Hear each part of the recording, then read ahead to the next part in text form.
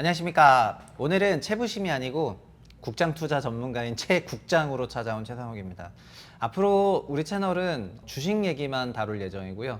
그래서 주식 얘기를 좀 세심하게 다루기 위해서 채부심에서 분리를 했어요. 그래서 여기에서 활동하는 나라는 인간은 앞으로 최 국장이라고 불러주시면 될 것 같고, 최 국장을 왜 하냐? 그것은 한국의 코스피 5천이라는 그런 전대미문의 길을, 그 기적의 경로를 같이 올라가고 싶은 마음에 채국장을 연다. 그리고 지난 2017년부터 2024년까지는 미국 주식 강세장이었고, 미국 주식이 앞으로도 뭐 좋긴 하겠지만은, 근데 한국이 만약에 2,500부터 5,000으로 가는 그 여정에 있다면, 저희 사회생활 절반을 금융시장에서 보냈는데 그 금융시장에서 보낸 전문성을 또 어느 정도 밖으로 내보내는 게 맞지 않나, 이런 생각이 들어가지고, 또 이게 진짜 가능한 일인가, 뭐 이런 부분을 짚어보기 위해서 오늘부터는 최 국장을 하겠습니다. 그래서 채널은 이제 이렇게 되어 있는데, 최 국장 채널은 주식을 다룰 예정이고, 그리고 관련한 글이나 이런 포스트, 이런 영상을 많이 올리겠지만은 채부심.co.kr, 이게 주소가 이렇게 돼서 좀 그런데, 채부심.co.kr에 제가 피드도 좀 올려놓고, 그 다음에 뭐 영상이라든가 이런 거는 유튜브에 당연히 올려놓겠지만은 채국장에, 그렇지만 그렇게 맥락이 되는 거고요. 그리고 부동산 채널인 채부심 부동산 채널은 뭐 네이버 프리미엄 컨텐츠하고, 그 다음에 팬딩이라는 그런 사이트를 통해 가지고 그쪽으로 이렇게 서비스를 나눠 가지고 주식과 부동산을 일단 나눠 놓으려고 합니다. 그리고 많은 분들이 아시겠지만은 저는 부동산도 잘하지만은 주식을 더 잘해. 근데 지금 잘한다는 얘기를 꼭 할 필요가 있나? 하여튼 그런 거고요. 그래서 오늘은 뭘 해볼 거냐면은, 뭐 간단하게 제 채부심.co.kr, 우리 주식러 최국장의 아이덴티티라고 할 수 있는 우리 최국장 사이트에 있는 글 몇 개를 조금 읽어볼까 싶습니다.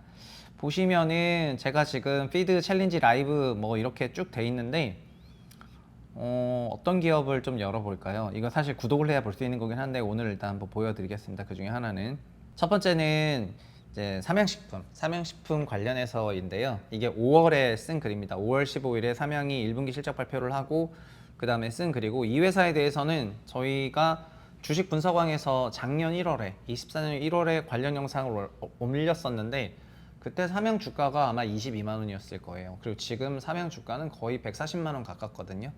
그러니까 22만 원에서 140만 원 됐다는 거는 거의 6배 떴다는 건데, 그렇게 엄청난 성장이 나왔던 종목 중에 하나인데, 사실 사람들로부터 좀 억가를 당했던 그런 기업이긴 하거든요. 뭐 불닭 말고 왜 있어 이러면서 되게 억가를 당했던 기업인데, 지금 이게 올해 1분기 나오고 나서 제가 썼던 글인데 좀 간단히 읽어볼게요. 기본적으로 뭐 컴플로트를 달아가지고 진행을 했고요.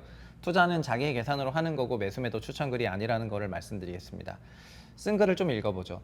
우리 사이트에서 삼양은 처음부터 다뤘던 기업입니다. 한국의 수출을 대표하는 정석적인 수출주.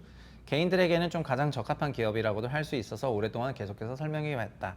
근데 오늘, 이게 5월 15일인데 오늘 분기보고서 발표 종료일에 맞춰서 삼양도 분기 실적 발표했는데, 실적이 대 서프라이즈가 나왔었기 때문에 이게 벌써 지금 한 달 된 얘기인데, 아래 실적을 업데이트 해보겠습니다.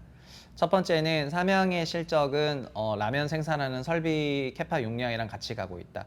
익산 공장으로 수출 국내 대응하던 삼양이 밀양 공장을 짓고, 이게 22년이었고 22년 준공되면서 매출이 1조 원 넘으면서 어닝 서프가 나왔는데, 이후 밀양 공장이 풀캐파가 되니까 또 밀양 2공장을 바로 건설.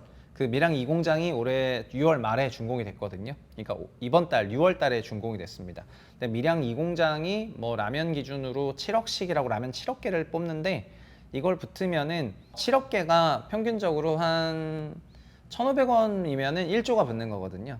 그렇게 생각하시면 될 것 같고, 7억 개가 1,000원이면은 7천억이 붙는 거죠. 그래서 이 정도가 붙으면은 매출이 얼마가 더 추가가 된다, 이런 방식으로 계산이 되는 건데, 그리고 27년에도 중국에 공장 짓는 게 있어서 거기서도 추가로 또 올라오는 게 있거든요.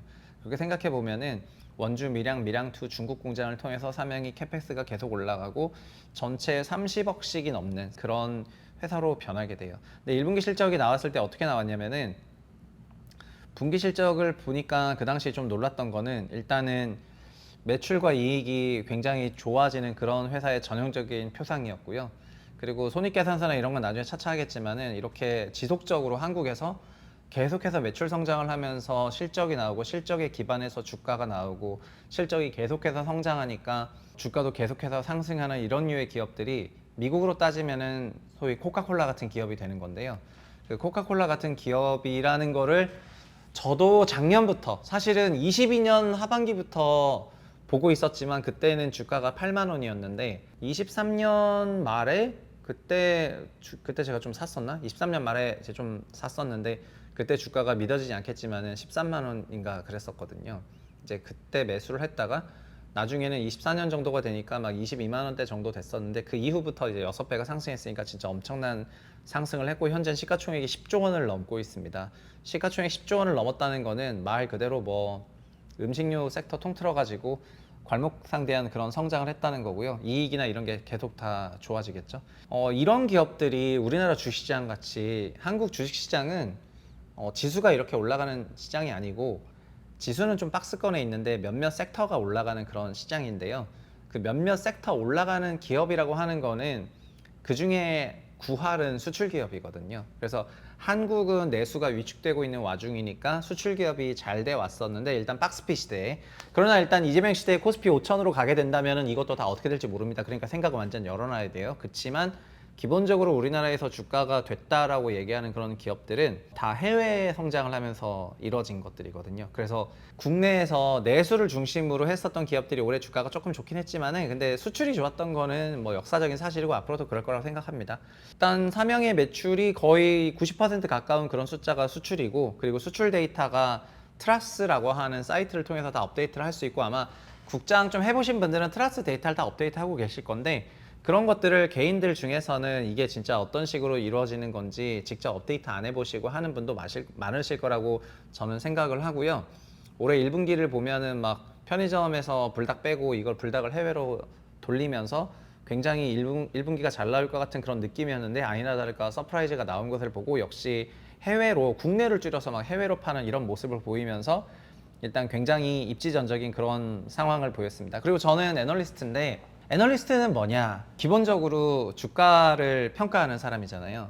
근데 주가를 평가한다는 건 뭐냐? 막 이렇게 이런저런 주가 평가 방법론에 대해서 말들이 많으시겠지만은 주식이라는 거는 그러니까 자산이라는 거는 딱 그 두 개의 바운더리 안에 들어 있거든요. 첫 번째는 채권처럼 매월 찍히는 현금 흐름이 고정적이고 그 고정적인 현금 흐름을 현재 이자율로 나누면은 할인을 하면은 가격 계산이 정확한 칼 같은 결국 엑셀을 통해서 칼같이 계산할 수 있는 그런 밸류에이션 즉 채권이 그래서 채권을 우리가 부를 때 그냥 픽스드 인컴 자산이라 부르는데 이 고정 현금을 만들어내는 이런 형태의 자산이 밸류에이션 영역이고요. 그리고 그 오른쪽으로 가기 시작하면은 여기서부터는 주식을 포함해 가지고 많은 위험 자산들이 나오기 시작을 해서 부동산도 나오고 이 끝에는 뭐냐면은 뭐 미술품이나 사치품 같이 사는 사람은 10명, 파는 사람은 1명.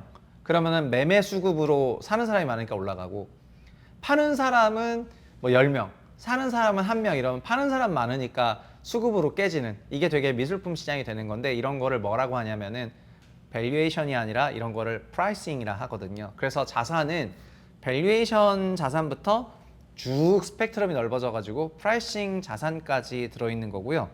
여기서 주식이라는 거는 이 중간 영역에 걸쳐 있거든요. 주식은 채권이 아니기 때문에 주식은 밸류에이션의 영역이 아니고 밸류와 프라이싱의 그 그레이 존, 회색 지대에서 때로는 채권처럼 계산되기도 하고 때로는 그냥 수급으로만 계산되기도 하고 하면서 가격이 결정을 하거든요.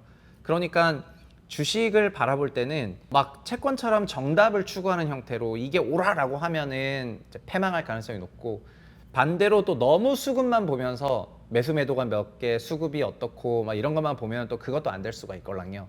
그래서 상황에 따라서 달라지는 그런 여러 가지 좋은 방법론을 써야 되는데 지금 시장에는 이런 밸류에이션 방법론, 이 밸류와 프라이싱 사이에서 널뛰기를 하는 주식을 바라보는 방법론은 많이 죽었고 그냥 수급 중심으로 바라보는 트레이딩 기술이 많이 발전한 게 지금 우리나라 주식의 전반적인 또 뉴스 플로우 보면서 거래하는 게 일반적인데 그런데 저는 이 중간지대에서 어쨌든 정점 찍었던 사람이고 이쪽의 이론 체계에 대해서는 나름 다 이제 정리가 다 된 상태이기 때문에 채국자는 그래서 어떻게 흘러갈 거냐면은 뭐 일반적인 기업 얘기도 하겠지만 결국은 요 그레이존에 있는 밸류와 프라이싱 사이에서 너를 띄는 기업들에 대해서 어떻게 바라봐야 되는지를 좀 설명을 할 생각이거든요. 이거는 제가 주식부자 프로젝트라는 강의 저희 채부심 사이트에 오시면 그것도 있는데 그 강의를 통해서 했었던 내용이기도 하지만은 그 중에서 공개가 가능한 부분에 대해서는 공개할 생각이고요. 자, 삼양 같은 기업은 어떻게 하냐면은 삼양 같은 이런 이익 성장이 꾸준한 기업들은 통상적으로는 그냥 PER을 봅니다. 제일 쉬워요. 그냥 딸깍 PER 20배구나 뭐 이러면서 PER 20배가 계속해서 이어지는 그런 거를 생각을 합니다. PER 20배라는 거는 나중에 또 드리겠지만 성장률이 뭐 40%인데 PER이 20배면은 이게 싸다 이렇게 볼 수 있는 면목도 있는데 지금은 한국에서는 수출주는 통상 PER 20배, 내수주는 통상 PER 10배 이렇게 카테고리가 나눠져 있거든요. 그래서 내수 기업이 수출을 했을 때 밸류에이션인 PER이 2배로 올라가면서 그러면서 그냥 주가가 최소 2더블 이상 나는 경우가 아주 일반적인데요. 이거를 내수 투 수출 사이클이라고 하고 삼양은 2016년에 이런 내수 투 수출 사이클이 있었고요. 이익이 좋아지면서 주가가 짱 뿜었었고 그리고 불닭이라는 브랜드가 좀 더 브랜드화 되면서 확실히 지금 PER 밸류가 한 20배 정도까지는 올라왔거든요. 그런데 20배가 그러면 뭐 정확한 밸류냐 그게 아니죠. 아까 말씀드린 것처럼 밸류에이션과 프라이싱의 영역에서 시장 가격은 시장이 결정하는 건데 시장에서 이 브랜드를 더 높게 쳐주기 시작하면은 밸류는 올라가고 근데 큰 변화는 밸류가 변할 때 많이 발생을 하거든요. 그래서 삼양도 내수 기업에서 수출 기업으로 가면서 이익도 떴을 때 그게 작년인데 2024년 1월에 우리 채부심에서 그거를 다뤘을 때 이젠 채국장이라 하겠습니다. 채국장이 그거를 봤을 때는 이익만 좀 잘 나오는 기업이었는데 작년 1분기 실적이 나오고 나서는 불닭이라는 브랜드가 세계적으로 계속해서 뻗어나갈 수 있는 그런 신호를 주기 시작을 했고 그러면서 멀티플이 PR이 뭐 소위 10배 언저리에서 막 20배 기업으로 올라오는 그런 과정에서 주가가 작년에만 4배가 오른 거거든요. 22만 원에서 거의 한 88만 원으로 끝났기 때문에 4배가 올랐는데 앞으로도 이제 그런 무빙이 나오냐 그거는 계속해서 지켜봐야 되겠지만 결국에는 좋은 기업을 찾고 투자를 하기 위해서는 이런 여러 가지 밸류에이션 방법론에 좀 공부를 해두면 코스피 국장 5천을 가는 그런 국면에서 굉장히 도움이 될 거라고 생각을 하고요. 우리 채널 구독을 일단 한번 해봐. 그리고 저도 막 엄청 거창하게 할 생각은 뭐 그럴 생각까지는 없어요. 그렇지만 거창하게 한다는 게 영상적으로 거창한다는 건 없지만은 내용은 매우 거창할 것이다. 이렇게 말씀을 드리겠습니다. 어디에서도 듣지 못했던 그런 내용들을 다시 한번 풀어서 우리 채널 운영할 거기 때문에 구독, 좋아요 부탁드리겠고요. 채부심.co.kr도 여건 되시면 구독 부탁드리겠습니다. 감사합니다.